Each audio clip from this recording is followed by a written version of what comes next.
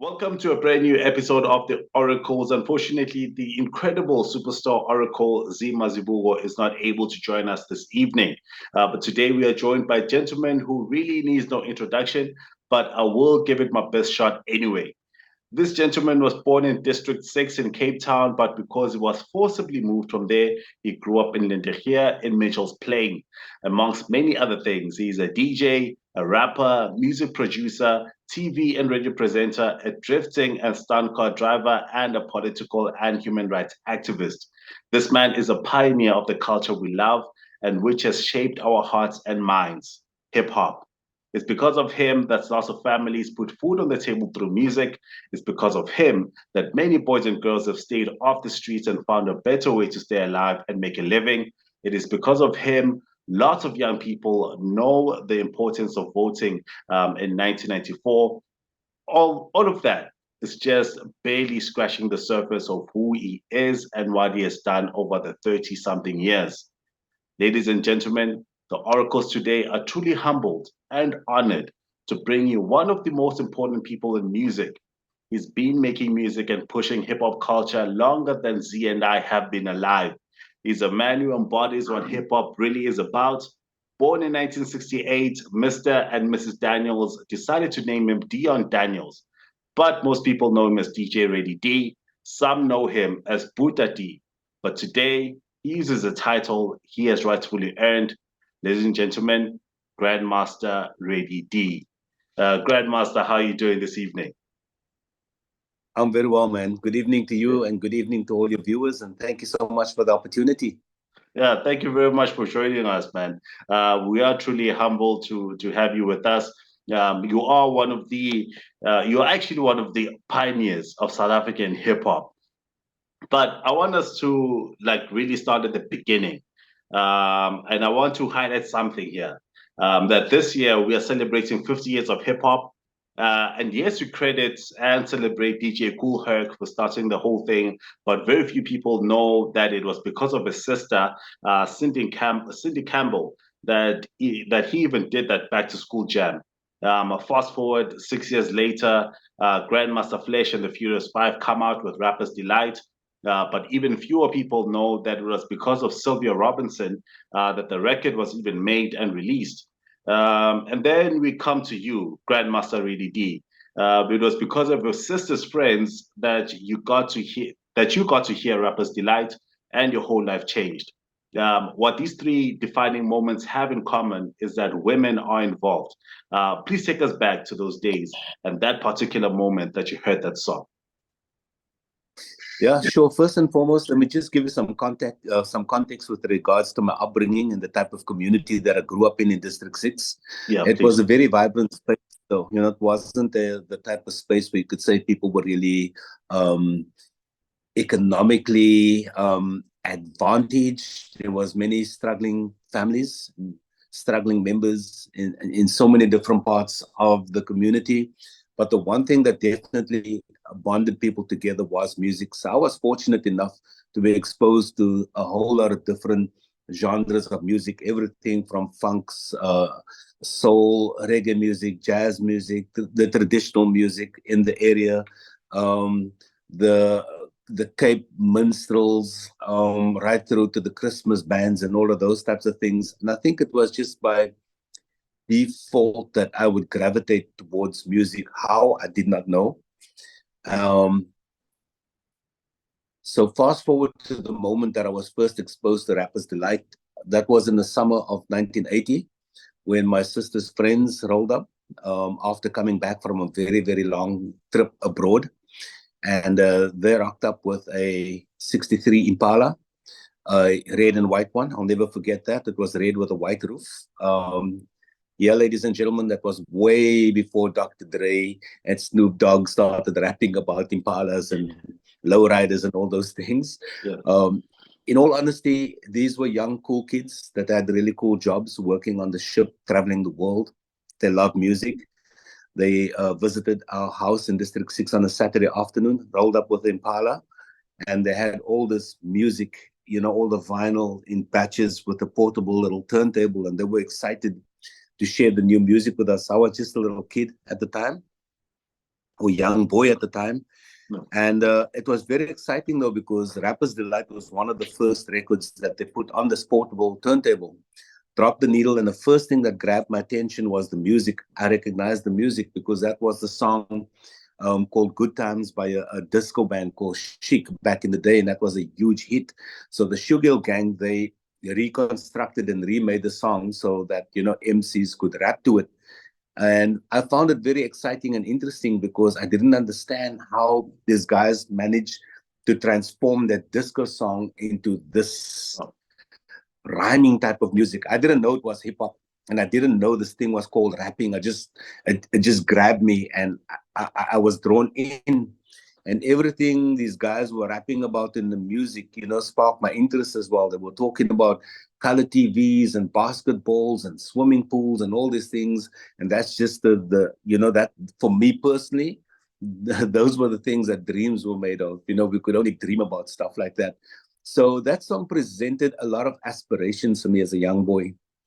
Not long after that, months later, though, we were forcefully moved or removed from District 6 mm, through the previous Apartheid Government's Group Areas Act. We then ended up in an area called Lentegeur in Mitchell's Plain.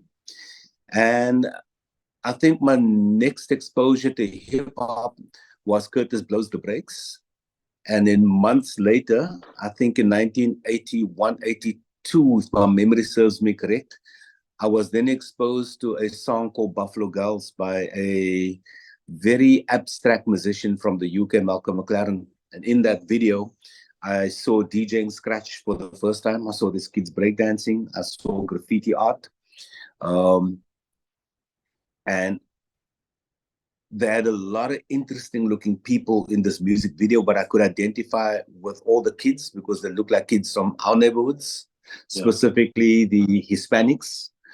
And I thought it was a very interesting form of gymnastics that these guys were doing to this very weird sound, but it's a sound that I really liked. I gravitated towards that once again because it was so different. Um, from there on, a friend of mine started doing the moonwalk.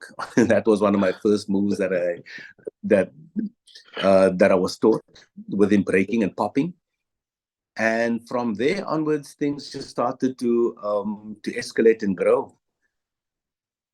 Wow, that is actually quite, yeah, that's quite actually quite a journey into getting the music, I suppose, in your life.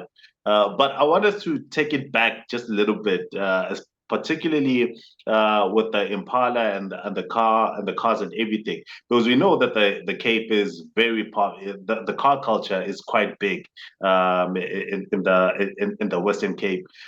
So during the time when you actually go back on that. Were these guys actually declaring these cars that they were bringing in from the US? And was that in particular Impala left-handed or right-handed? The Impala that he drove was a left hand. I'm not sure about the process. I was too young to understand how these cars Yeah, got into the country. But I do know in our community, there was a lot of these American classics driving around, American muscle cars driving around. So the Impala was a rare one, but there was a lot of Valiants, the VIPs, the Chargers, and I do remember the Dodge Monacos. And sure, there was just such a lot of American muscle cars driving around at that time, with me growing up in District 6. And that's also one of the reasons why I gravitated and also have this interest in cars as well. It yeah. started off on a subconscious level. My dad owned a Valiant VIP.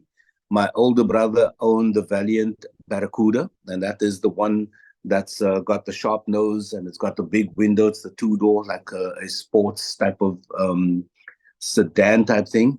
Yeah. And with growing up in that culture and in those neighborhoods with that type of music, it reminds me a lot of what the US was all about. So we always had these parallels running, Yeah. little to know how similar it was. I only came to realize and discover that much, much later in my life, though. Yeah. Yeah, it's actually quite interesting, and you know that there's quite a lot that we want to learn from you.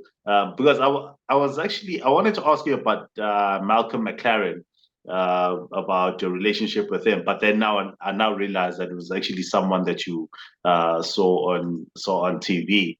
But yeah, anyway, um, normally we hear about the apartheid era from the perspective and experiences of Black people, but personally, I've never heard details of the same from colored people. What has the experience? What was the experience like back then, particularly growing up in Mitchell's Plain? Yeah, from District 6 to Mitchell's Plain, I would say people labeled as colored were subjected to the same type of oppression as anybody else. Hmm. We also had to ride in the non-white section of the trains. We also had to go to the non-white section of the beaches. Our parents were also harassed and abused by the police of the day, requesting what was known as a dome pass back in the day. I remember that clearly. Police chasing colored people through the neighborhood and people having to show this documentation. I was too young to understand all of that as well. My parents never spoke about it, but my first experience with riots was in 1976. I'll never forget that. I was in primary school. My sister came to get me out of class. We were at the same school. And I just remember tear gas and I remember gunshots going off. And there was a teachers training college on the primary school, Zonnebloem in District 6. And I think the protesting happened there. And I remember all of these police vans on the school and the police vans in our areas. I was crying. My eyes were tearing. And my sister was practically pulling me and dragging me, while we were running home. And you're just hearing all these shots and you're just seeing all the smoke go up with your eyes burning, you're choking, crying, and all those types of things. So, the experience was pretty much the same. I remember the state of emergencies of 1987 in Mitchell's Plain as well. That's when we relived the nightmare with Mitchell's Plain burning, as many townships did throughout the country. So many people protested. They put their lives on the line. They made the sacrifices. Many colored people also sacrificed, in order for freedom and our liberation. The previous apartheid government, they were extremely conniving in terms of their divide and conquer strategies. And unfortunately, we've kind of lost that awareness and that understanding of how people were practically pitted against each other, in order for us to be in situations where there's no tolerance and we are falling right into a trap, where people are extremely malicious and wanting to fuel race wars. And and I kind of see that cycle, returning, and that vicious circle being perpetuated as well. And for me, that is why I feel it's extremely important for us to educate ourselves and to understand, what politics are truly about, what people's motives are truly about, and how people choose to win, above all. And if they're able to suppress us, keep us ignorant and illiterate, and they're able to fuel race wars, that is how everybody else will win economically. Yeah, and talking about pretty much everything. Like, you mentioned the similarities of back then and today, because I also understand that you guys in 1993, around then, as prophets of the city, you were educating young people about the importance of voting, going out and voting, and all of that. To the youth of South Africa today, what would you say to them if you did the similar campaigns again? Yeah, absolutely. Things didn't change. The message don't change. If you don't vote, then you have no right to complain about the situation that you're in, because you have the power. If you are eligible to vote, you do have the power to make the necessary change. And if you decide to vote for the party or the parties that have displayed no interest in helping you get by as a human being, then you are practically to blame for self suppression and oppression as well. Because you look at what's happening, you look at the dynamic in our country, with all the promises being made for so many years, unfortunately, the masses are still struggling to get by. Yeah. And whenever it is voting season, they want to come with false promises. They want to promise you, or they'll hand out T-shirts and little food parcels. And after that, they completely forget about you. They move on, they move along, they put their hand in the cookie jar. They make sure that they are catered for, and the children are catered for, and the next generations to come are catered for. But for you that have voted for them, for you that's constantly bleeding, for you and your families, and very caught up in situations where there's gang violence and all these things, you know, it's sad though, that we find ourselves in the situation. And now more than ever, we need to fight for real change. And that's going to come through your vote. So sitting on social media and complaining all day, I'm sorry, it's not going to do anything for nobody. Yeah, yeah, that's very true. That is very true. But now I actually want us to maybe shift a little bit back to the music and your journey there. Now, you mentioned that Rappers Delight actually uh, rap music during the time when you first heard it. The material things were pretty much grabbed you. But then later, when you go to Prophets of the City, you are very much conscious. You are conscious. You did conscious music, conscious rapper, and all of that. What shifted your perspective from the material to the consciousness? Yeah, sure. I mean, my upbringing in Mitchell's Plain was typical of young boy in the Cape Flats. My dad passed away just before we moved out of District 6. So I was raised by a single parent that had to get up at 4 in the morning, walk in the dark hours of the morning, more than 1.5 kilometers to the nearest bus stop. So, a typical young boy that is about to go into his teens, and all your friends are up to no good. I was in that circle, and I was on that path towards self-destruction. When hip hop started to become more popular and we started to have access to more music, the first bunch of music was very, very party orientated. Then we landed on a song called The Message by Grandmaster Flash and the Furious Five. We then landed on a documentary called Wild Styles. So we kind of got to see the rawness of hip hop music.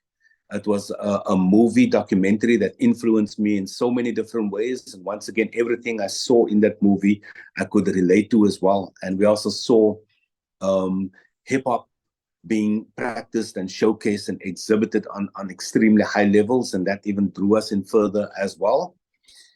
And for me, wanting to record music, for me, that was my way out of my situation, my escape practically. Yeah. And I still had those aspirations, before Prophets of the City was formed. But just to build some context around that as well, we've been breakdancing in the city center for many years, until friends introduced us to this venue called Club Teasers around about 1980. 84, 85. And this club, I know there's a strip club called Teasers, and this is not the same space. Yeah, it's not the same thing. Yeah. It's not the same thing. So in this club, they played predominantly punk rock music, reggae music, anything that was counterculture orientated. Yeah. It was more about that. So for us, taking the train from Mitchell's Plain all the way through on the Cape Flats lines into the city center, it was a 30-kilometer journey where we would break, battle other crews, jump back on the train and go back. Friends made us aware of the space, and we were invited to to do our breakdancing cyphers in this club. It became really, really popular. So from 5 minutes, we were allowed 10 minutes to 20 minutes. Then our own DJ was allowed to play music for us, and more breakers and more people that was involved within the urban cultures and lifestyles and all these things started to attend this matinee venue, and it started to expand. And as time progressed, we had these rap battles and these rap ciphers, and there was a kid that was really, really good. He was just taking out everybody that would step up to the mic. A mutual friend introduced me to him. His name was Shaheen. My motivation to meet Shaheen was to record this album in order for me to become extremely rich and to live my rapper's delight aspirations, to carry that out. Long story short, though, Shaheen was a political activist on school. So his agenda and my agenda clashed. There was a complete contradiction right there. Shaheen was on the SRC of the high school, and I didn't understand politics. I wasn't interested in politics whatsoever. I didn't care. I didn't know about Nelson Mandela. I never knew about Steve Biko, Malcolm X, all these people. I never knew. I had my reasoning and I had my motives. Long story short, I sent a demo that I had with him to his dad. His dad and his partner, Mr. Lonster, they liked the demo. They invited me to come through to the studio and record, and I spent some time there. One night in the recording studio, we were looking for music to sample, and Shaheen dug into his dad's record collection and pulled out this Abdullah Ibrahim Afro jazz record, popped it on the turntable, dropped the needle, and that was a defining moment for me that changed me. And that night, I wrote my first political verse, not knowing where the lyrics came from. Yeah. I still can't articulate what happened at that night, but that was my entry and my road to becoming conscious or student of consciousness, or practically getting onto the journey of self-discovery. So this song was called the Boksburg Blues. Word got out that we wrote the song, and remember, this is in the dark days of apartheid. It was very, very dangerous times to say anything that was political or socially conscious during that time, because you could easily be assassinated. Word got out that we wrote the song. We were then invited to perform at this end conscription campaign on Green Market Square in the city center. And what that was, it was a protest against young white men being sent or forced into the military to get the training so that they can come back to the townships and come and kill us. Yeah. So we performed at that event. Not long after that, we performed at this anti-drug march. And at the same time, we were recording demos for Prophets of the City as well. So members from our breaking crew joined Prophets of the City, and that was kind of the birth of POC right there. So myself, Ramon, and Jasmo, we all come from a breaking crew called Ballastic Rockers. Shaheen was the individual that was just a really, really dope battle MC. And his dad had a recording studio, and that was kind of the birth of POC. Not long after that, hip-hop started to go in a black consciousness phase, with music coming in from the US. So you had NWA, you had Ice Cube, you had the X-Clan, you had Paris, Public Enemy, and all these conscious groups. And that had a huge impact and influence on us, because we were experiencing our cities, our country, and our communities burning. And, people within our communities were killed, for standing up for their rights. And that resonated with us, and that made sense to me. And this is how I started to become more aware and more conscious in my music and my approach to music as well. Yeah, that is actually there's quite a lot there in that journey. But in terms of your relationship with Shaheen, with Lunster, how has it been over the years? Because you guys have worked together for quite a while. Yeah, correct. We're all different personalities from different backgrounds that have a very different outlook on life and how we produce music. Shaheen's dad started out as our producer, just on the creative and music side, because we didn't know how to program The beats. We didn't know how to. We weren't musicians. His dad is a legendary jazz and funk musician. He started out as a producer, and we would co-produce by telling him we want this element, that element. Eventually, when myself and Shaheen started to learn how the gear works, and we managed to learn how to sample, we had a lot of we had a lot of, I would say, diplomatic debates between the two of us, because I came in from a very non-musical, raw element, and Shaheen was more structured in his thinking, which is fair and rightfully so, because he grew up in jazz with musicians and he understood music. And my end, it was just like straight up rawness. I don't care if the keys are clashing and the notes are clashing. It feels right. Let's do this. And on the other end, Lance was extremely motivated. He traveled the world. He worked in the UK for a long time, and he had experience behind the camera as well. And he could see the potential of all of this because he was exposed to cutting edge cultures way before we did. So he could see the potential, and he put a lot of time and effort and sacrifice and resources into making sure that Prophets of the City gets liftoff as well. So, I mean, he was there brokering for the deals, getting us signed, getting us to tour locally and internationally as well. And I think because of our passion and just that very, very strong will, to deliver and to express ourselves, that kind of made the process easier as well. And as hip hop started to go through these transitional phases sonically, that sparked our interest as well. And I think that the Bomb Squad, Chuck D, and Public Enemy had a lot to do with how our music was produced once myself and Shaheen started to get behind the boards. Yeah. And what kind of equipment were you guys using back then, particularly with sampling and all of that? What kind of equipment were you using back then? We started off on I think it was the Roland MC50. It was a sequencer. The sampler was this Ensoniq, if my memory serves me correct, and it only had 10 seconds of sampling time.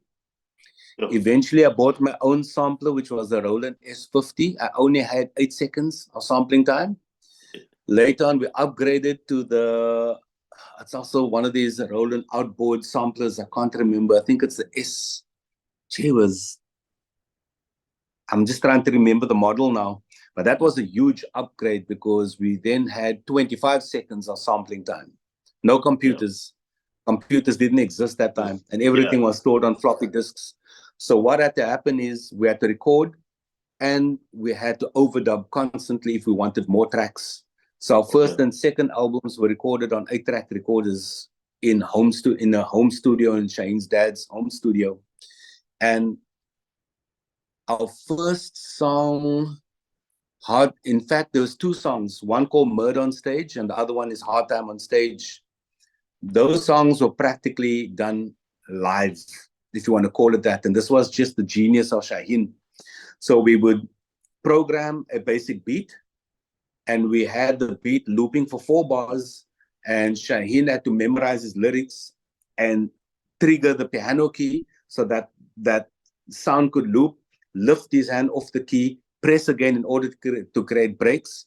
And after that, I would come with my ancient vintage turntable, not a Technics SL1200 or the 1210. There was no controllers at the time. I had this turntable in a wooden box that wasn't meant for hip hop or for DJing whatsoever. And I had to manually push the platter to get the breaks in time with the guide track. So it was a very, very manual and tedious process, but we loved it though.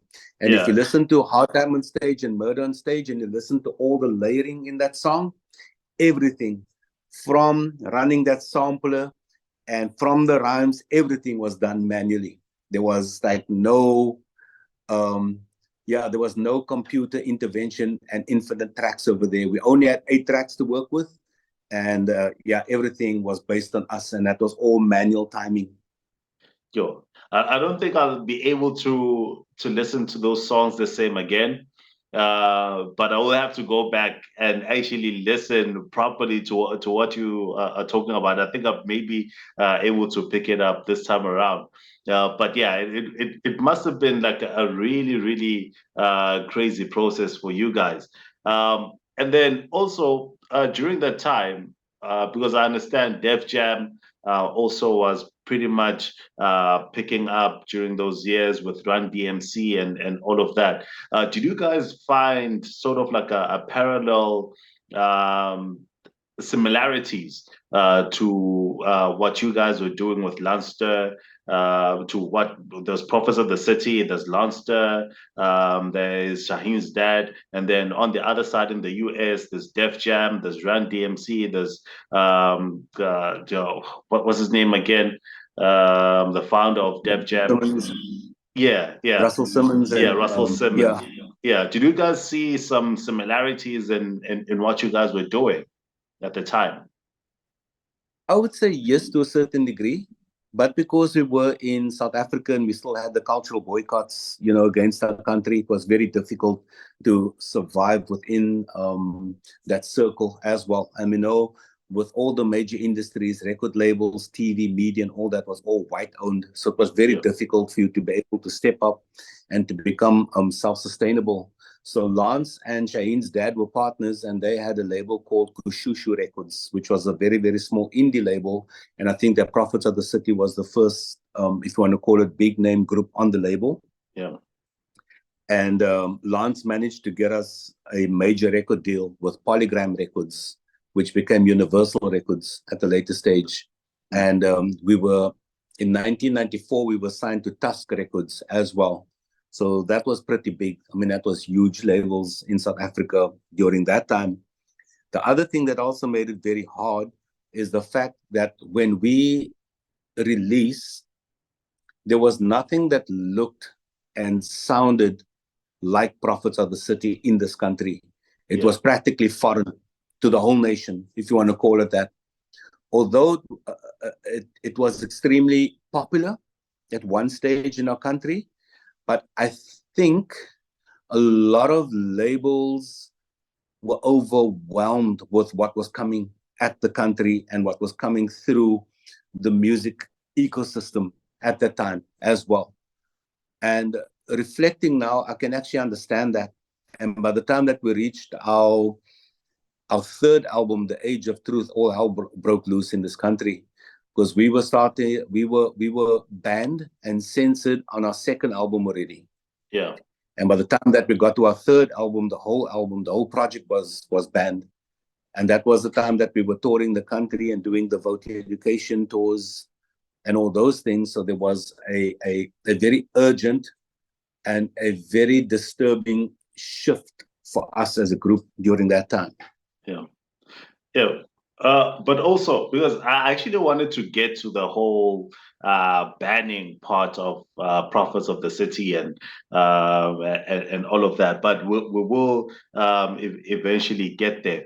We will get there. But I want to know how Prophets of the City, how you guys defined your sound, more particularly because I mean, there were some hip hop songs that were released like in the 80s and all of that by different people. But you guys released the very first hip hop album in South Africa. What was that like for you guys, and how did you define your sound at the time? For us as a group, we defined ourselves as a hip hop group. Our understanding of hip hop and hardcore hip hop was to fully embrace the artistic aspects of what hip hop culture is all about. Yeah, If you listen to our albums, you'll find there's a lot of South African and African sounds that we've sampled, and the style of the music and the guitar riffs and all of those things. It's very, very African. So we made sure that that was our breakaway from what was going on in the US. Although you'll find some of the songs that's very similar to what was happening in the US, but we always believed in pushing the envelope and pushing the boundaries and kind of pressing nerves and getting people to talk about it, or whether you're going to criticize it or like it, that was actually okay. And everything was driven on emotion. So I think for us, first and foremost, we saw ourselves as a hip hop group, Yeah. because everybody was performing at a very, very high level, from the beatboxer to the DJ to the MCs, the production, right through to the breakers. It was a lot of hard work, extremely hard work, and it took a lot of hours, to put together a Prophets of the City showcase. Yeah, so I would say that's kind of the long and short of how we viewed ourselves. We didn't quite know where the journey was going to take us, Yeah. and we didn't realize that later in our careers there'd be a huge academic interest in what we did as well, to the part where we've been studied and who we are, what we had to say, and our efforts were then captured within the framework of universities. So that was also another interesting dynamic as well. Yeah. And also, okay, you did the first hip hop album, and automatically with The Age of Truth, you also became the first hip hop album you had the first hip hop album to be banned in South Africa. What was that like? Was the banning even sort of like a stamp to say that you guys are actually doing what you set out to do, and you're achieving what you set out to achieve? Yeah, the banning started in 1992. So, it goes way back. On our Yeah, second album, as I've mentioned, we put in, on the Boom Style album, we needed to say something about the political situation in the country during that time. yeah, So we did a song called On Stem, which was our interpretation of how we viewed the national anthem. yeah, Of course, that didn't sit well. Ironically, we recorded a music video inside the SABC studios in Auckland Park, the television studios. We shot this music video. It was a very, very poppy music video. And that was orchestrated by the record label, but we at least wanted to make a statement. And at the end of that video, we took a photo of P.W. Botha, who was the president at the time. yeah, We took his photo, put it in the fridge, closed the door, and told him to chill out, homeboy. That didn't sit quite well. So we were gagged by the ABC. And then the video ended up being banned and censored. We had to cut out that part, and then the video then landed back on TV, because somehow the SABC was involved with making the video become a reality. But that little political statement, it was too dangerous yeah. to leave in the video during the time. Excuse me. Sorry. And then moving on to the Age of Truth. As we know, the country was ruled by a political party known as the National Party. Yeah, They were the ruling party, extremely racist party, and they had a stronghold in the Western Cape. So for a so-called colored group to call themselves black didn't sit well. For a so-called colored group to be that opinionated about the situation also didn't sit well, because the National Party, they were trying to hold on to votes in the Western Cape, knowing that Mandela was about to be released, and they knew that the ANC was going to become the winning party. So they tried to hold on to everything. And I think through that, it made sense for them to ban us, because The Age of Truth was a very, very explicit and an extremely hard album. Probably one of the hardest music pieces ever to be recorded and released, I think, in the history of this country.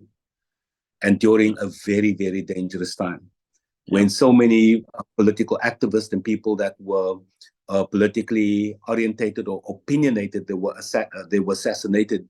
Remember, we had the CCB hit squads and all of those things as well. yeah, And we were touring the country at the time. And we too had to arm ourselves just in case, because we knew we were on the National Party radar. And, many of the people that worked in the SABC and all these big dominant music platforms and media platforms, they knew exactly, what was being said on our album, The Age of Truth. And when we were banned, I think that was a huge relief, for, I would say, the enemy of the time. yeah. Yeah, and also, what happened in what is now the Northwest? Because I know that you guys were there. Then Boputa Twana, you had the song that you were recording there, and that also the owner of the studio wasn't happy about what he heard you guys recording. Can you tell us the story of what happened there, and which song is it that you guys were recording there? Yeah, we ended up recording in Bob Studios. As it is with many artists, you try to get the best result, or Yeah, you try to get the best product possible. And Bob Studios had this SSL recording setup, practically a state of the art desk with state of the art equipment of the era. We managed to get a deal to go and record in Bophuthatswana, but during the time, Bophuthatswana was regarded as a puppet state. And the president at the time was Mankope. yeah, And we know there was a lot of controversy around these puppet states. We recorded the Age of Truth album in Bob Studios, and at that time, we were on tour as well, doing our voter education shows at schools, community centers, anywhere and everywhere, right across the borders into Bophuthatswana. We were doing those shows as well. So we kind of killed two birds with one stone. We'll take like 3 weeks in Bob Studios, finish the album, and get like a world-class sounding album out of that space. During that time, while we were sitting in the studio, South Africa once again erupted into extreme violence. Our country was a dark and gloomy and dangerous place to be in. One day we were taking a break watching television, and then Chris Hani was assassinated. And we recorded the song called Blood, Bullets, and Pigs. And Shaheen made a statement in one of his verses, and he said, please excuse my language, but he said, F Mangopi, even if we record here. So as Lance Ster, our manager at the time, was backing up the master tapes after our recording was done, the music was heard playing out in the lobby outside of the studio, because the 24 track reel-to-reel gear was situated in that lobby, and it had sound playing through that actual machine. So one of the studio engineers heard that line, yeah, and he came flying into the studio, swearing, his arms up in the air, and he's like, guys, are you crazy? Do you even know what you are going to be getting yourselves into? All of us can get killed here. We can all be assassinated if this gets out, and whatever. He pulled us into the boardroom. We had a meeting over there. Um, he confiscated the masters and all of these things. There was a huge uproar, and it was crazy because, I mean, this guy, he was a white engineer, and I think that this guy was really fearing for his life. yeah, And, you know, if the word had to get out, you're in Bophuthatswana, you're in a puppet state, there's no way you're going to leave out there. You're either going to end up in jail or you're going to be assassinated. We took the risk. We were kicked out of the studio, and we practically left with copies of the master, and that's how we got the album yeah, released, with those copies. Yeah. yeah. Uh, And as we left Bophuthatswana, a couple of hours, the AWB came in, and that story appeared on the news. It was a massive news story at the time, where there was a shootout between them and the army at the time, and it was practically a massacre, you know. And we just escaped yeah. that incident. And would you say that that's maybe one of the craziest stories that you guys experienced during that time, or is this something else, something crazier that you guys saw and experienced during that period? I would say the craziest thing was being kicked off the event, or getting kicked off the getting kicked off the event for Nelson Mandela's inauguration. That was pretty crazy. They first Yeah, confirmed that POC will be performing at his inauguration. Then they decided, no, these guys are too political. They're not saying anything that is in good spirits of where the country is at the moment. And they decided to take us off the ball. Lance fought tooth and nail. Then the promoters came back and said, yeah, okay, you guys can perform. We're going to give you like 5 minutes or 10 minutes, but you're not allowed to perform with a band, and you can't perform with your decks and your backtracks. That's not going to happen. They thought that would deter us.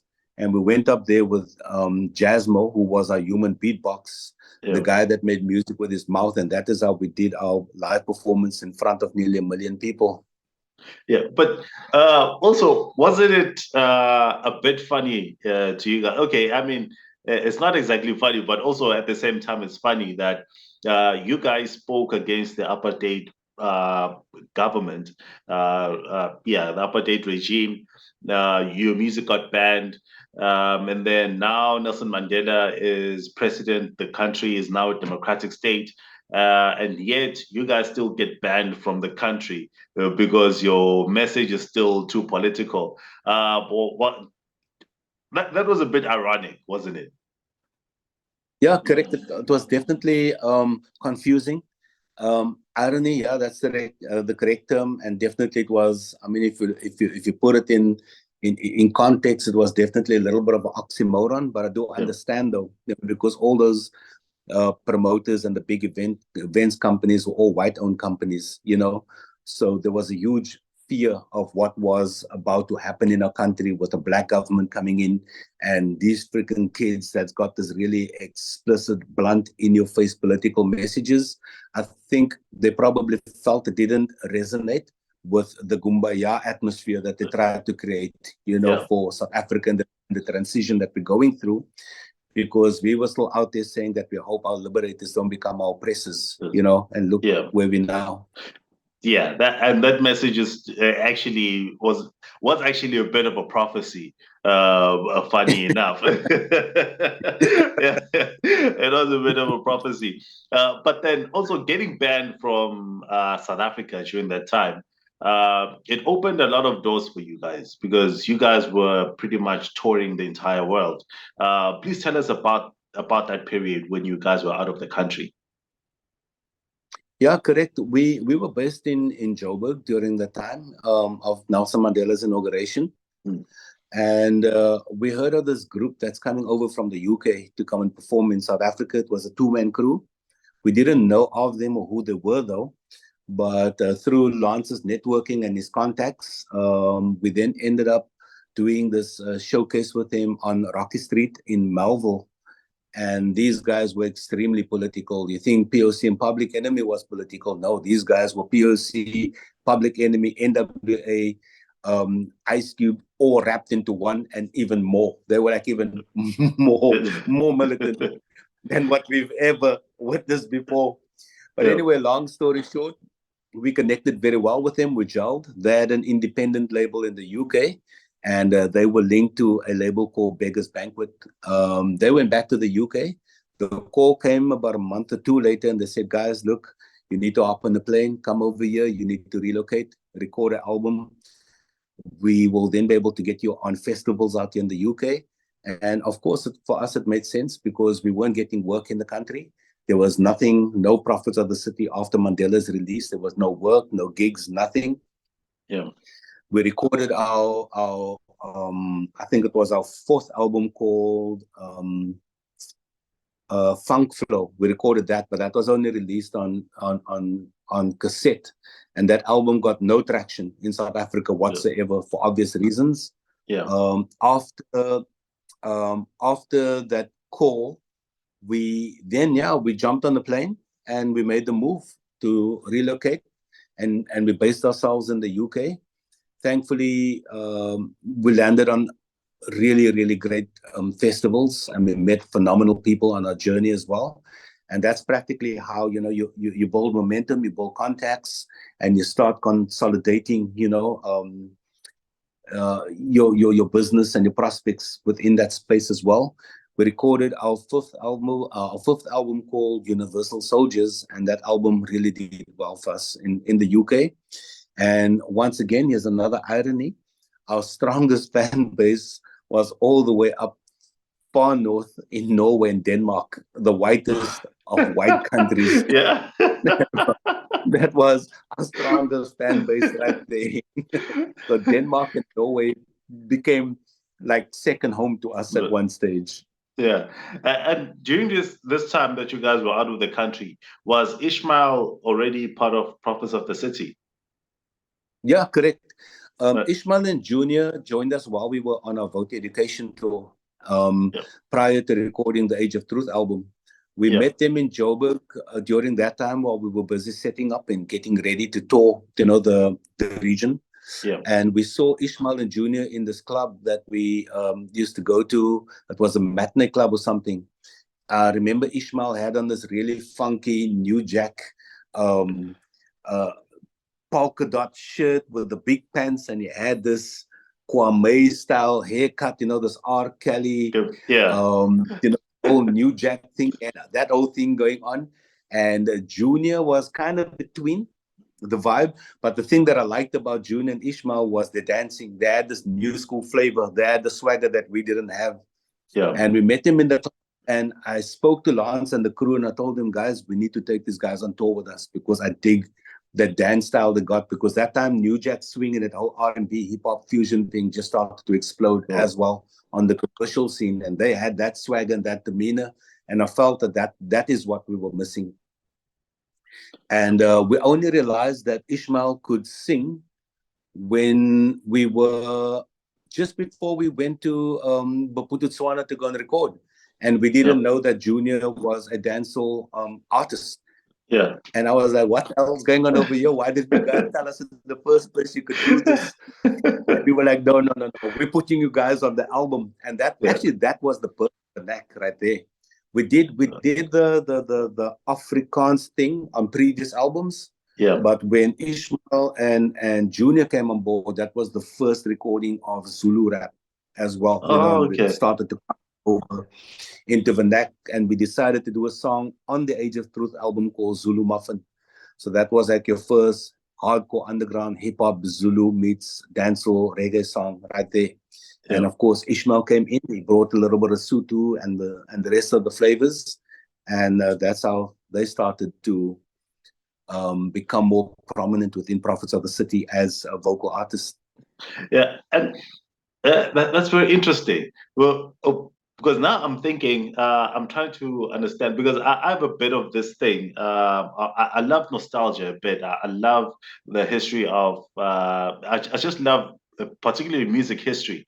But during that time, how were the relationships amongst creatives, amongst musicians, during because I know that if you talk with Zola, for instance, he will tell you about times he was with Brenda Fassie, and times he was with a bunch of other artists that he has never actually worked with musically, but they would actually meet in all these places. How was that period for you guys during that time?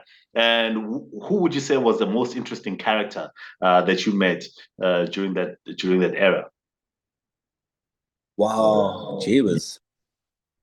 The atmosphere, the mood, and the camaraderie between musicians and among musicians was really magical. It was awesome. Yeah. We ended up on stages on quite a few occasions with Brenda Fassie, as an opening act. Yeah. One of the biggest events that we did as POC, on the come up was with Mango Groove at the time as well.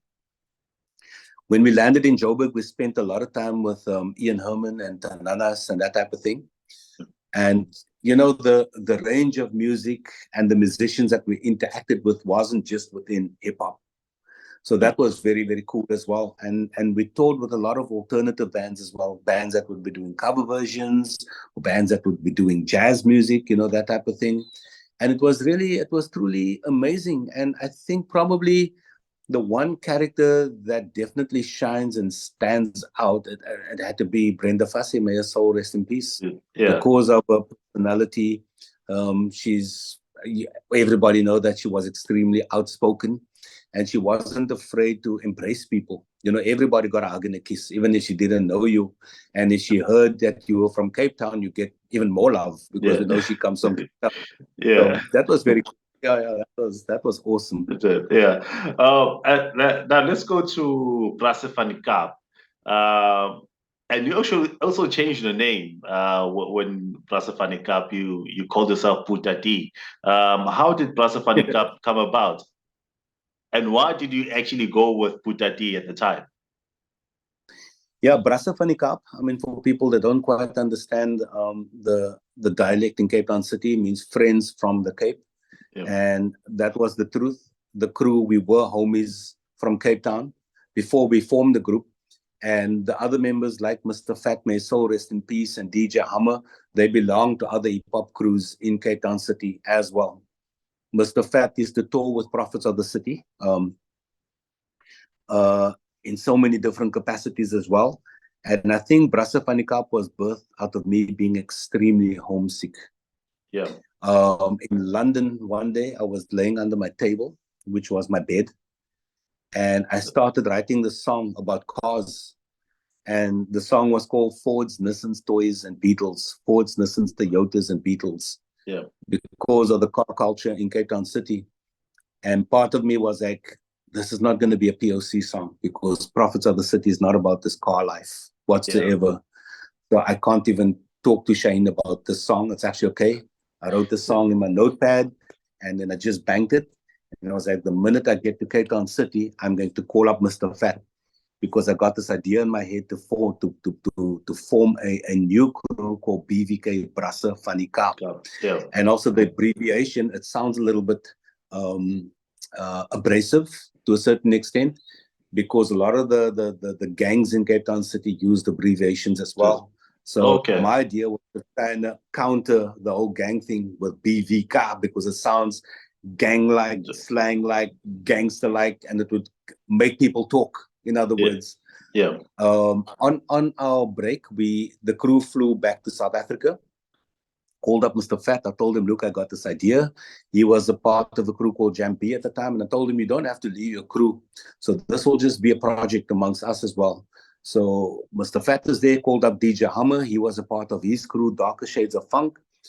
Threw the idea to him and he was in. And then I was like, look, I don't want to be the DJ for this crew because I wanted to be something completely different from POC. I yeah, didn't want people to mistake the two crews, and because DJ Ready D is a member of this crew, they must kind of think of it being an offshoot of POC. I didn't want that persona. And then we called up this young kid called DJ E20, and I was like, E, do you want to be the DJ for the crew? He was in, and that's it. The crew was then filled. And then I decided, look, instead of going with DJ Ready D, let me go with Buta D, because a Buta is an elder brother in the community. yeah, And that would actually be a very good, if you want to call it like a nickname or by name or a moniker within Brasa Cup. And that's how that came together. And also part of me was, look, the language and the dialect in Cape Town City, it was never pushed within hip hop culture on a grand scale and on a big commercial scale. And I wanted our voices to be heard, and I wanted our languages to be heard, and I wanted the stereotype around people from the Cape Flats specifically to be broken. Hence, BVK and Brasa Cup. yeah, With Prophets of the City, we would have one or two songs, in our language down here in Cape Town City, the dialect. And I just felt we needed to do more with the language. Thankfully, yeah. they all agreed, guys, look, English is going to be secondary on this project, and we're going to come and we're going to use our language, and we're going to use the dialect and the slang from Cape Town City on BVK, and that's what the group's going to be. That's the foundation and the basis of Brasa Cup. Yeah. Now, when you talk about South African music, because we look at a POC, we look at Plasafani Cup. Would you say that in terms of what you guys were trying to achieve in the South African hip hop landscape, has are there any traces still alive in what you guys were doing? And can you look at hip hop today and say, even if I was the part of this generation, I'd still be proud of this hip hop thing today? Yeah, absolutely. I mean, if we look at the amount of political voices within hip hop now, I would say it's definitely due to the efforts of prophets of the city, and I got to give credit to the likes of Black Noise as well, Goddess as well. Yeah. BVK was also quite political in its own right, although it wasn't upfront and in your face, but the politics was interwoven through the humor and through the dialect as well, because we had exactly the same agenda, because we all came from the same school of thought. Yeah. But we didn't want to be as explicit as POC was with the politics in BVK. We chose a completely different strategy, even the sound as well. The sound wasn't as hard and as left field as Prophets of the City sound as well. Yeah. Although the similarities were there. And then if we look at the explosion of Afrikaans hip-hop throughout South Africa, I think we had something to do with that, absolutely, directly or indirectly as well. You know, and if we come to Cape Town right now, and we look at the amount of Afrikaans hip-hop and the artists that have blown up in the city, a lot of them were little young kids back then, you know, when we were out there kind of in our prime as far as recording and touring artists went. And I'm sure that must have filtered down in some form or fashion. Yeah. Yeah. No, I can definitely agree. I can definitely agree with you. Now, you know, recently, actually, yesterday was it was my birthday yesterday, and I was with my nephew. Birthday. Oh, thank you, thank you. Maybe blessed with many more. Thank you, Grandmaster. You know, and I was with my nephew having dinner, and he asked quite a lot of questions, some very interesting questions, and for a 17-year-old, I think those were actually quite profound. But I want to ask you one of those, one of the questions that he asked me, which is, what would you say is your proudest moment when throughout your entire journey? What would you say is your proudest moment today? Well, I am living my proudest moment right now, and that is to be alive. Yeah. Because growing up, remember, we had the odds stacked up against us. We weren't supposed to be alive. We weren't supposed to make it. We were supposed to be in our graves, and we were supposed to be in prison as young color. And although we had platforms where we did really huge things, and I think we've done so much that other hip hop groups have not achieved yet. I value every single moment. You know, I think our biggest audience have definitely been the union buildings. And I don't think any other artist can claim to have performed to nearly close to 1 million people live. Yeah. That's the one thing. And then you find yourself performing in a community center. And for me, it carries the same weight and the same value. And while we were touring, we went into Alexander Township, we went into Soweto, we went into places where there were no electricity whatsoever, into forgotten communities.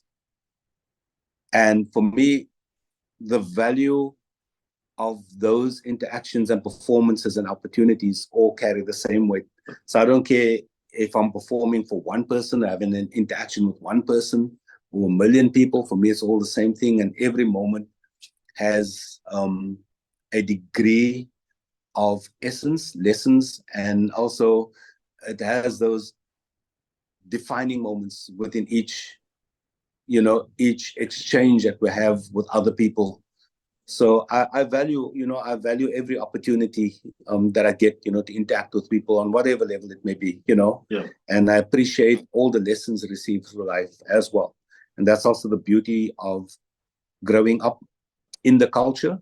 And with my experience, it taught me to always be ready to learn, Yeah. And for me, that's something that I do treasure all the time. Yeah.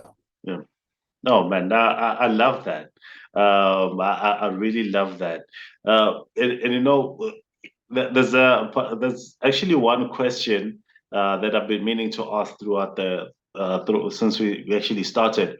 So growing up in District 6, you are moved to Lentegea. Now, after you were able, because I know that the area that was District 6, you were not allowed to go there for some time before we got back into democracy.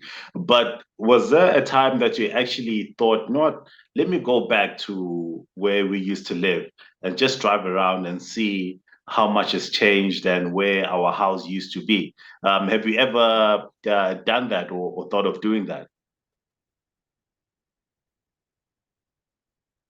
Yeah, I visit District 6 as much as I possibly can. I took my sons there, Yeah, and even now, they are grown men. I still take them there, and I still try to make them understand, where we've come from, what yeah, it meant to live in District 6 as well, in order for them to also have a greater perspective and appreciation, for who they are, where they come from, understanding the journey of their parents mm, and the grandparents as well. And every time I go there, it's very emotional, because when we were moved out of the area, I was too young to understand what was going on. yeah, It was more of an adventure, sitting on the back of a big truck onto your furniture, and you're going into a house that was way, way smaller than the house that you grew up in. mm, We were relocated into a little matchbox. The only thing that really excited me about Mitchell's Plain was now we had a bath and a toilet inside the house with hot and cold water. In District 6, we had to heat up the water in a coal stove, with a yeah, kettle or big pot of water. And we had to wash ourselves in buckets, and we had to use the toilet walking down a long, dark lane to the back of the house. yeah, So Mitchell's Plain provided those little comforts. But as time progressed, and you realize how people were practically stacked on top of one another, and our families and communities were ripped apart, and going through the educational and the Black conscious and the knowledge of self phase of your life, you then realize the strategy and the contact and the context, of the design, for us as people to fail. yeah, And then if you think about District 6 and what that meant for me as a young kid, although I wouldn't say that we were privileged, and I wouldn't say that we were in poverty, because the neighbors, there was a very strong sense of community and neighbors that would practically take care of each other. So you would never go hungry, yeah, although there was no food in the house at certain times, but your neighbor would know if there was a problem or not. And yeah, likewise from us, we knew our neighbors, so we would always support each other in that way. Growing up in Lentegea, all of those things quickly disappear, evaporated and dissipated, and then you realize, wow, these freaking dogs, they knew exactly what they were doing to us. yeah, This was just to further that strategy for us to fail, as a community. yeah, yeah. No, I fully, I think I fully understand. I will never fully understand it, actually, but I think I get it. I get what you went through during that time. But now let us get Yeah. into, yeah, Sorry, just before you carry on, if you do a study and you look at the town planning of a place like Lentegea, or yeah, Mitchell's Plain, sorry, they were very strategic in terms of how you enter and how you leave. So when there was uprising and there was protesting, they would block off there was about 3 or 4 entrances in and out of Mitchell's Plain. yeah. So the military would block off those areas, and there was nowhere for you to go. So you were trapped Oh yeah, in the area. Malls yeah. and hospitals came up in Mitchell's Plain very, very late. Mitchell's Plain was once the second largest township in South Africa after Soweto, with no resources. Yeah, Even up until today, you got an understaffed police station. You have failing clinics for people. You have a failing schooling system. They are forcing people from different communities into the space, and they're not taking care of each and every community, so that we don't have to constantly move into oversaturated spaces, because there's cabin fever that kicks in, there's confrontation that kicks in, there's gangsterism, people are losing hope, and that leads to a lot of conflict and confrontation. So for me, all I think this was all a part of the grand design of this previous apartheid regime for us to be in this constant cycle of destruction to a certain degree. So Yeah, many people are pushing. I'm not saying it's all doom and gloom, but for us to fail, I think that was definitely right um, in front, or that was probably one of the biggest priorities in terms of how they design our areas and our neighborhoods and our environments, for us yeah, to grow up with that frustration and to grow up with the tension and all of those things, for us to age quicker, become sick, the types of food that you have access to, yeah, the way the poor have to struggle on a day-to-day basis just to get by, well, on the bare minimum, and just to get the bare basics. It's difficult.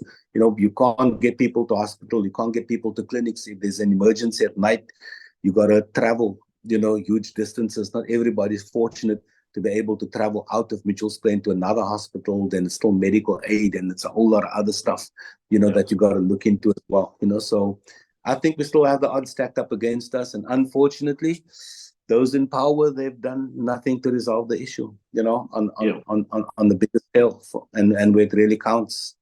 Yeah, that's true because I'm from Matsulu. I stay here still, and when you talk about the entrances and the exits, whatever, Matsulu only has one exit, one entrance, which kind of which also reminds you of the design of the whole thing. You go to any There we go. township. Yeah, there's generally just one exit, one or two exits, one or two entrances, police stations understaffed, clinics understaffed. Everything just does not work. Even what we're celebrating, 30 years next year of democracy, still the same thing. Still the same There thing we go. that's been there before. Now, before we had democracy in this country, which is quite crazy. It is incredibly crazy. But yeah, now I want us now to get into the 2000s. Your journey in the 2000s. You started your radio and TV. I think you started your radio and TV then, if I'm not mistaken. Yeah. And I started out in community radio. yeah, The first radio station that I worked for was Bush Radio. It was pretty unofficial though. We yeah, did the Friday night hip hop show. That was in the late 90s. We started off on community radio. And then with television, that journey, although we had many, many appearances as groups on TV, but for me, working in my independent or solo capacity, that started, radio kicked off around about 2009, 2010 for me. yeah. And then during the same time, no, I would say now I got to backtrack a little bit. Gee was television kicked off first, and then radio came, Okay. and then they started to run all at the same time Yeah, on the same timelines, and it was just crazy. And yeah, there was still touring in between as well, and that was pretty mad because there was times that I couldn't perform with BVK anymore. I was like, guys, I'm overextended. We're gonna have to find somebody else to fill in the gaps over here. I yeah. can continue being the producer of the crew, but there's no ways I'll be able to perform because of everything else that is happening. So it was that type of thing. So we had about two television shows and a radio show all running at the same time. Wow, yeah, that was crazy. Must have been crazy. How were you able to schedule everything, to schedule your life around work and your personal life? It was extremely difficult to schedule. Um, but I think it was just a passion, just a passion to be out there and to um, really take advantage of all of the opportunities that came knocking as well. And Yeah, you're constantly casting the net and you're fishing, and you want A, B, C, D, and E, and when the call comes and you're not ready, you could potentially be wasting or losing a massive opportunity. So we try and work around that as well.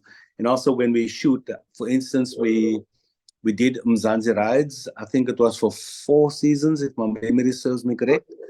But the way we filmed the show was all around each other's schedules as well, and we had to make sure, that when I take on a booking outside of filming, um, it mustn't be clashing. Or maybe if we know I got a gig in Joburg, and then we'll say, okay, let's schedule content to be filmed in Joburg around the time when you are there. Then at least we're killing two birds with one stone. So that's how we constantly had to work around each other's schedules. Oh, okay. And I guess that worked. And where does the stunt driving and the drifting come in for you? Yeah, sure. Like we've discussed, I always grew up around cars as a kid. Yeah. Back in the days of apartheid, I was exposed to what was known as Pop or Wheelie here in Cape Town City. And I think when I reflect and think back and analyze what was happening, that was probably the only events that defied the mass gathering rule or law of the previous apartheid government. Because on a Friday and Saturday, up to about 1,000, 2,000 to 3,000 people would congregate on what was known as the pavilion or Strandfontein Pavilion, an area on the beach. Yeah. The guys would come out and spin their cars, but we didn't call it spinning at the time. It was called Pop or Wheelie in Cape Town City. Oh, okay. And then there was another area out in Gatesville that the same thing would happen, but that was around the fast food places like Golden Dish and Pizza Time and all these things. And there was a parking lot where people would spin their cars as well and race down the main roads and all of that stuff. So we've been living this fast and furious life probably like 10, 15 years before we were exposed to the movie. And for me as a kid, I grew up in that environment. And when drifting came along, I was exposed to these Japanese videos called the option videos. It was DVDs. Yeah. I didn't know what it was. I just liked it because it looked, like hip hop. Hip hop was completely against the grain. And for me, that resonated with me as well, because to drive a car in a way that it was not meant to be driven, that excited me. And my dad used to take me to these stunt shows as well. And as a kid, and this one stunt show, this guy ramped a motorcycle through a glass window and through flames. That excited me so much, and that was one of my childhood dreams, was to become a stuntman. Yeah. And that's what I always wanted to do. How I was going to get there, I did not know. Yeah. Anyway, long story short, the option videos come out. I'm exposed to that by friends. Then Mzansi Rides kick in, and then the Fast and Furious Tokyo Drift comes out.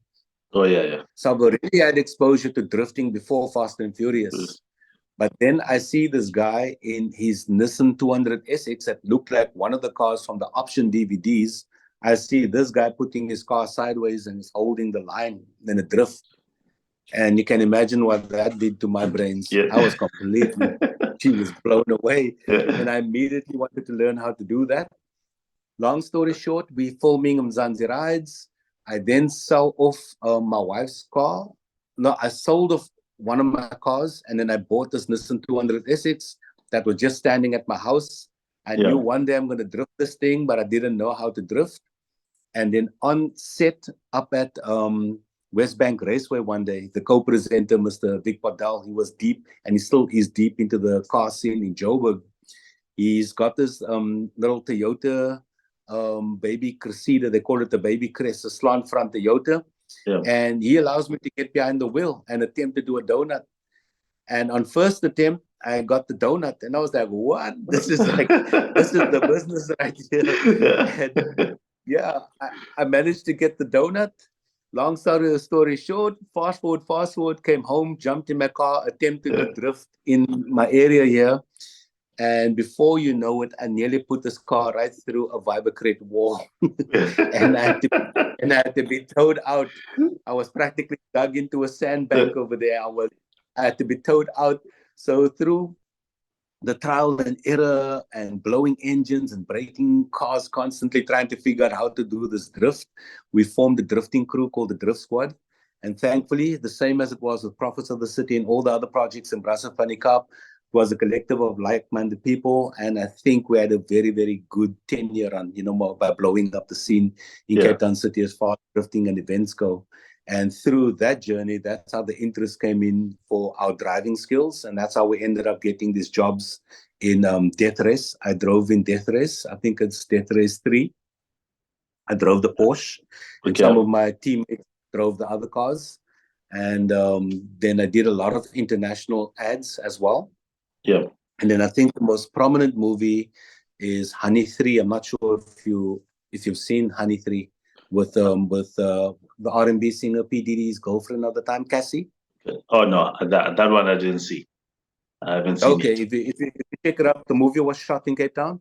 There's an opening scene and you see a car doing donuts. There's guys dancing. There's Pansula dancers. There's B-boys. There's show cars. There's motorcycles. And Cassie's got to walk between the mayhem, and the whole scene is shot at night. It's a little small area for me to spin in. I couldn't move the car around. Because if I did, I would be knocking into motorcycles, show cars, break dancers, Pansula dancers, or could have taken out Cassie as well. Although it was the simplest form of driving, it was the most difficult job that I ever did, because I had to maintain my focus and also make it look cool at the same time as well for the cameras. Yeah, because how do you actually keep your cool? Because you've got a huge budget movie. You've got Cassie in there. If you knock her down, P. Diddy is going to come for you. How do you how do you keep your cool in such an environment? Yeah, it all comes with experience. Thankfully, we've had many years of experience in driving in all different conditions. And I think we had enough training in precision driving, because our crew started off in parking lots, and we didn't have the luxury of getting onto a track at the time. So we had to practically define and build our skills within small spaces, and that helped a lot. And I think also because we were mature enough to understand the professionalism and the risks around that. So you have to operate within, what's required from a safety standpoint as well. So for me, that's really cool. And out of that, we've been doing youth development and road safety programs. Hence, what I've got on over here is R4A. Stands for Safe Roads for All, and GCAP. This is our non-profit organization, the Great Cape Ambassadors Program. So we've been doing a lot of road safety initiatives and education programs with youth, by using drifting as a means, to give them the experience and to educate them about road safety. No, that's awesome. That's really awesome. And then, well, I want us now to quickly, before we end, because we have actually spent a lot of time now. I want us to get into Back to the City. Back to the City is coming up in October. How many Back to the Cities have you been to? Have you been there every year since you started? Yeah, I've been there once in the beginning stages, because we were based and touring in that area. When Back to the City was very, very small, and it was on the side of Carfax, under the bridge. Still under the bridge. That area was, and the venue ran in that L shape from that space, and then you take the L and it runs towards Carfax. So that's Back to the City in the early days. After that, I did not attend or participate because, of touring and being elsewhere, either in the country or the world. And then I think I fell off the Back to the City radar. Last year was the first time that I made a return to Back to the City, and I was completely blown away when I received the invite. And I was really, really in my element and super amped to be back there. And this year they've invited me back again because of the 50th anniversary of hip hop culture, and also just to represent, the turntablism aspect of being, or the artistic side of being a hip hop DJ. Yeah. Funny enough, last year was actually my first time being at Back to the City.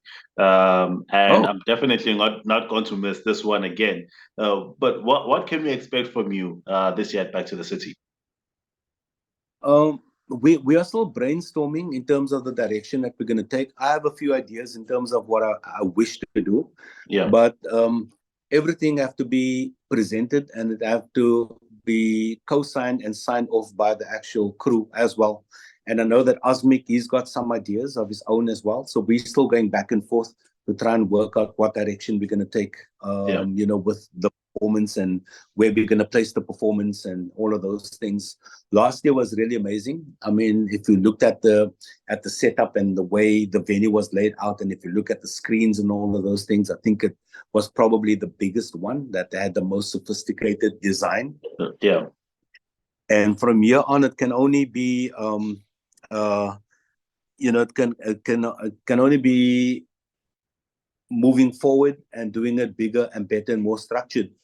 Mm. And Osmic just told me now that he's got these new little VIP areas that's going up, and one of the areas are actually called Mitchell's Plain. And I was like, what? Oh. You can't be serious.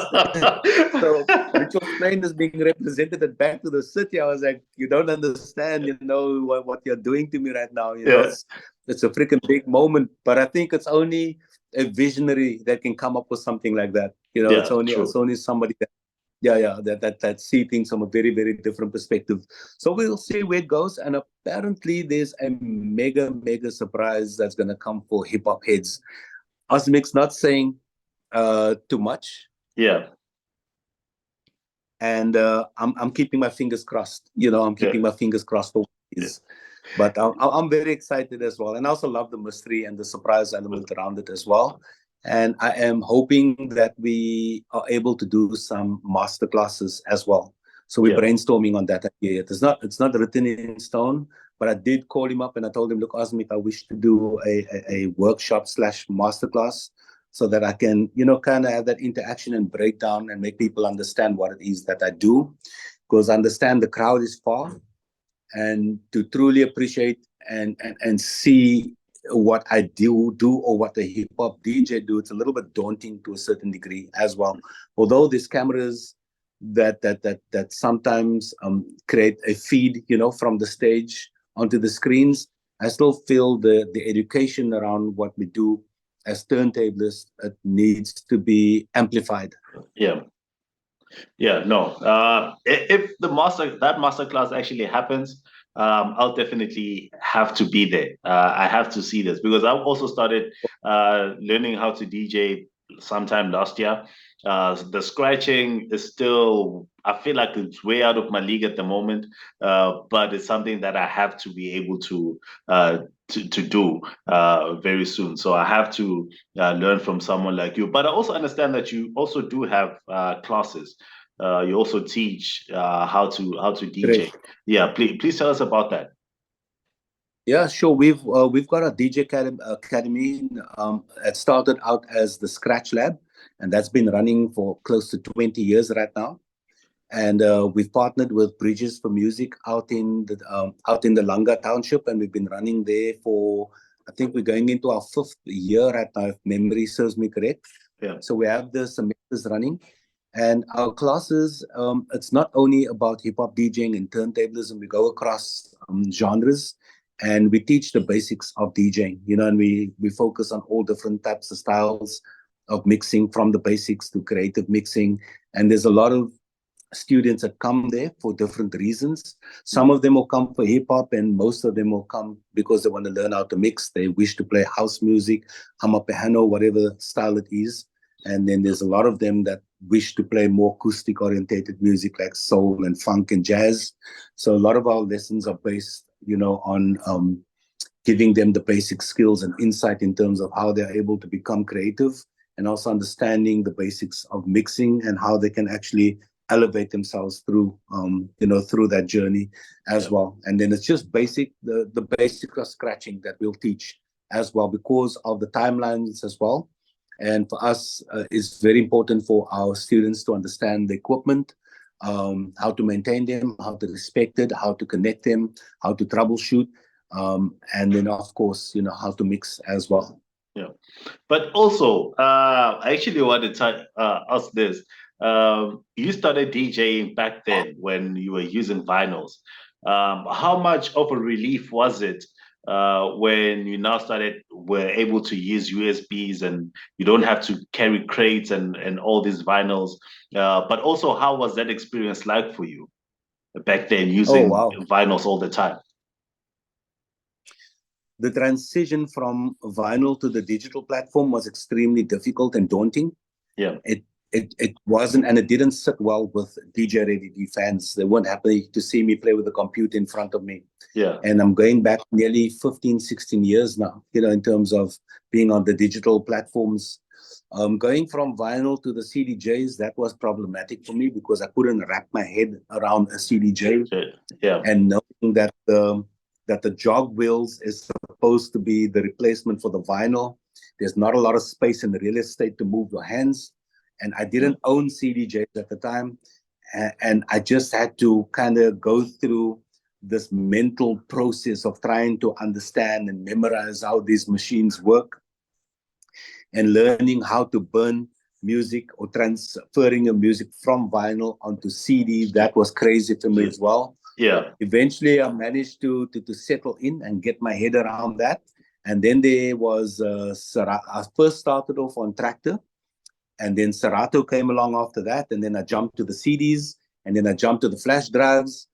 The only thing that I feel relieved about is all that weight. Carrying so much weight Yeah. was a problem. It would break your back because at one time, man alone, I was probably carting around to the equivalent of like 35 to 40 kilos of black plastic vinyl That's in bags, in that's boxes, it. on your back as But well. And yeah, traveling, your vinyl go missing, unfortunately, and the way people mishandle luggage at the airport, mm, that was a problem as well. And that's the reason why I made the switch. And a lot of venues didn't have turntables anymore. They all had CD city players chain. and CDJs, and now they have controllers in the venue. And for me, it was very important to be able to understand those platforms, learn how to operate on them, and also Yeah, just to move with the times as well. Because if you don't do that, for somebody that's on my career path, you're going to lose at the end. So it was very important for me to land onto those platforms, and it was exciting though, because the digital platforms provided me with more tools to become more creative as well, yeah, and to evolve as a DJ as well. yeah. And for someone who wants to book you, what would your technical rider be? My technical rider is pretty standard. I asked for the Pioneer Nexus, the Pioneer 900 Nexus Mark II mixer, Yeah, as well as the Pioneer CDJ Nexus Mark II players, or this Pioneer CDJ 3000s. So I try to keep it as basic and as standard as possible. And I know finding the gear that I really want will be a problem, yeah, and I don't want it to become a headache for everybody else, because I understand there's DJs that need to potentially play on the same gear before I play yeah, and after I play as well. And also, if you look at the gear, the robustness of the equipment, I fully understand why it's become industry standard and why so many um, production houses and companies do stock them as well. yeah.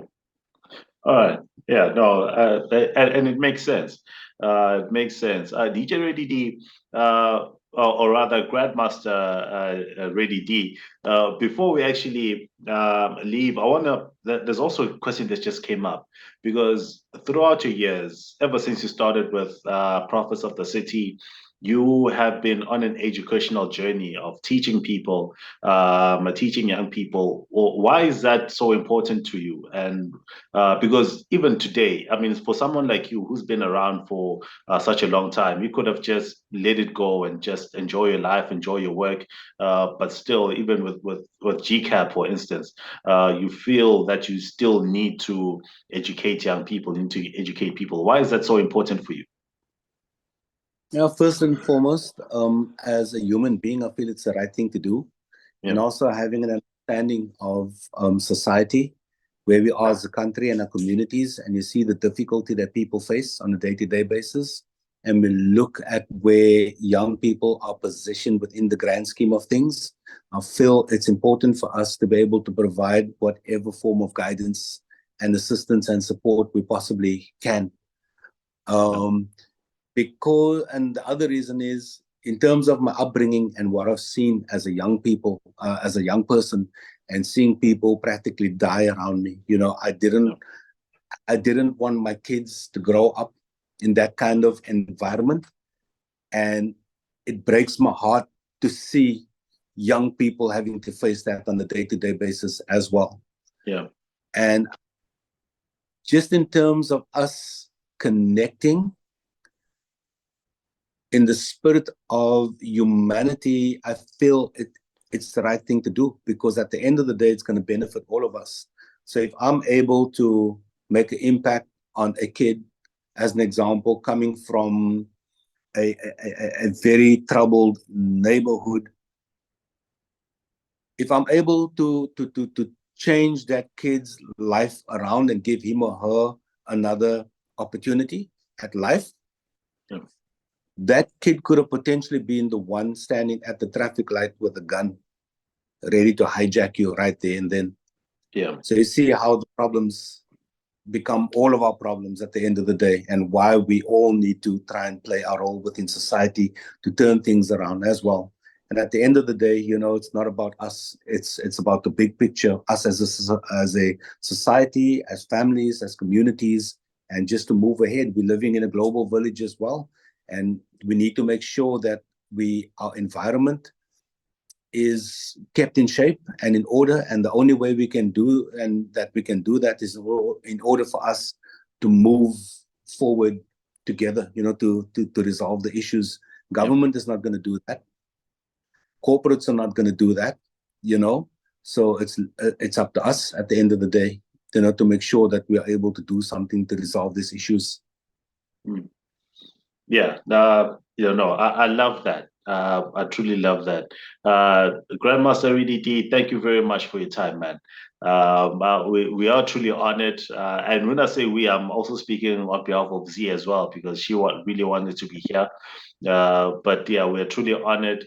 May God continue to bless you in your You work. too. And yeah, thank you. We continue to bless you in your work and in everything that you do. We truly appreciate you, appreciate your time. But just this one last question. And I ask this because I ask everybody, where do you see yourself in the next 5 years?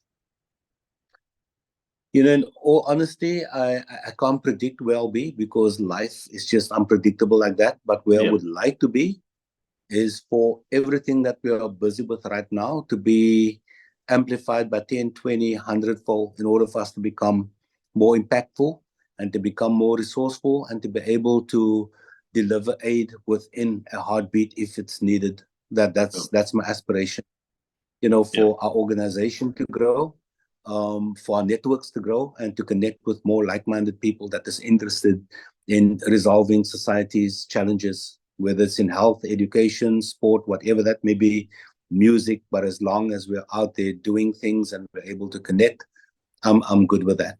Yeah. No, I love that. I love that. Grandmaster EDD, thank you very much for your time. Hopefully I'll be able to meet you this year at Back to the City. Sure. But yeah.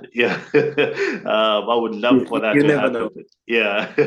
I would love for that to happen. Hopefully it will happen. But thank you very much for your time.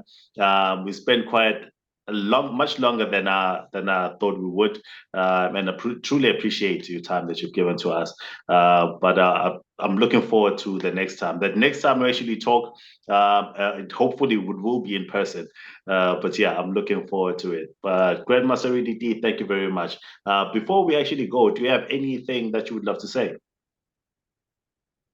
Wow. Give me a like and a follow on social media, and please share my content, especially if it's content that you feel is of value, because we know social media become quite a big commodity for so many people, especially for a lot of people that do what I do as well. And we hoping for the content that will contribute to who we are as people and to help us to progress. That becomes the dominant form of content on these platforms, and content that will help and educate, but just not my content. Anyone else that you land on, that is doing something of value for people, please give it a like, give it a share. And the more we are able to do that, the more people will be able to take note of it. And you never know, somebody that could potentially help us amplify our mission could just land on it because of your like and your follow. And hopefully one day we will be able to sit, face to face in your communities and work out, how we can grow together as well. So yeah, thank you so much. And I just wish, that everybody prosper. I wish you health, wealth, and I wish that all of us have spiritual enlightenment in order for that to take us, through this journey that we're on as human beings. Yeah. No, thank you very much for that, Grandmaster EDD. That is it from us, from the Grandmaster EDD himself, as well as us, the Oracles. We'll be back again next week. Remember to like, subscribe, share, and do everything possible to push this content. And by the way, how can we actually get in touch with you via social media? Yeah, sure. All my pages are exactly the same. It's DJ DJ Ready D on all my platforms. Yeah, that's where you can find. I have 4 Facebook pages. I have the fan page, personal page, another page that somebody else put up for me. Same on Insta, TikTok, as well as X as well. And I think I got a YouTube channel. I think so. I'm not sure. It's somewhere over there. I need to put my energy into that. And then, of course, there's the website as well. And then give us a follow on GCAP, and then we'll let people know how they can support and donate in order for us to carry on with our work in our communities. Yeah. And by the way, I know we already said our goodbyes, but this past weekend, something big happened for you. I don't know how I forgot about this. You were honored by Hennessy. I think you got, was it a Lifetime Achievement Award?